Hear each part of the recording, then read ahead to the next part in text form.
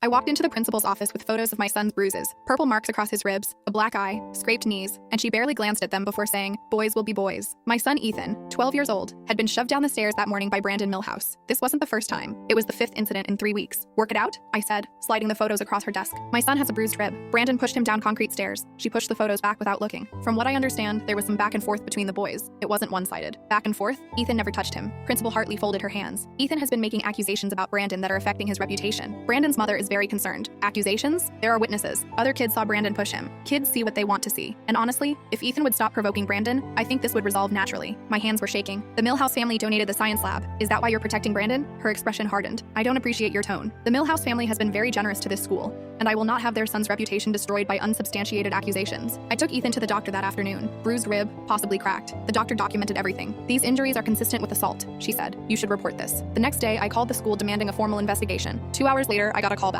Ethan was suspended for 3 days. "For what?" I demanded. "Creating a hostile environment and continued defamatory statements about another student," Principal Hartley said. "Brandon's parents filed a formal complaint. My son is the victim here. Your son is refusing to move past this incident. The suspension stands, and if this behavior continues, we'll consider expulsion." I called every school board member that night, left messages, sent emails with the medical records and photos. Most didn't respond. One did, Mrs. Chen, a retired teacher who just joined the board. "Come to my house," she said. "Tomorrow morning. Bring everything." I sat in her kitchen the next day and laid out the whole story. 3 days later, Mrs. Chen called me back. I found 4 other families, all with complaints about Brandon, all dismissed by Principal Hartley. One family pulled their daughter out of the school last year. "Can you meet with them?" We met at a coffee shop that Saturday. 5 families, 12 incidents over 2 years. Every single complaint had been dismissed. Every parent had been told the same thing. Let kids work it out. Brandon's family is important to the school. Stop making accusations. The school board meeting was packed. Principal Hartley sat in the front row, confident. The Millhouse family was there too, Brandon's father in an expensive suit. Mrs. Chen spoke first. "We have a serious pattern of administrative negligence that needs to be addressed. 5 families, 12 documented incidents, 2 years of complaints that were systematically ignored." I went next, showed the photos of Ethan's injuries, showed the medical records. My son was suspended for being assaulted. The principal told me to my face that the Millhouse family's donations were more important than my son's safety. The other families spoke. Each story is worse than the last. One girl had her arm broken. Another boy had been locked in a bathroom. All by Brandon. All dismissed. Dr. Patterson's face was unreadable. Principal Hartley kept trying to interrupt, but the superintendent silenced her each time. Finally, Dr. Patterson spoke. "Principal Hartley, did you dismiss these complaints? The situations were more complex than these parents are presenting. Did you dismiss them? Yes or no?" "I handled them appropriately given the circumstances." "That's not what I asked." Principal Hartley hesitated. "I believed the issues could be resolved informally." "All 12 incidents? Over 2 years?" Dr. Patterson turned to the board. "I'm calling for an immediate investigation. Principal Hartley is suspended pending review. All complaints will be re-examined by a district-level committee that I will personally oversee." Brandon's father shot to his feet. "This is outrageous. You're destroying reputations based on hearsay." "Mr. Millhouse," Dr. Patterson said coldly,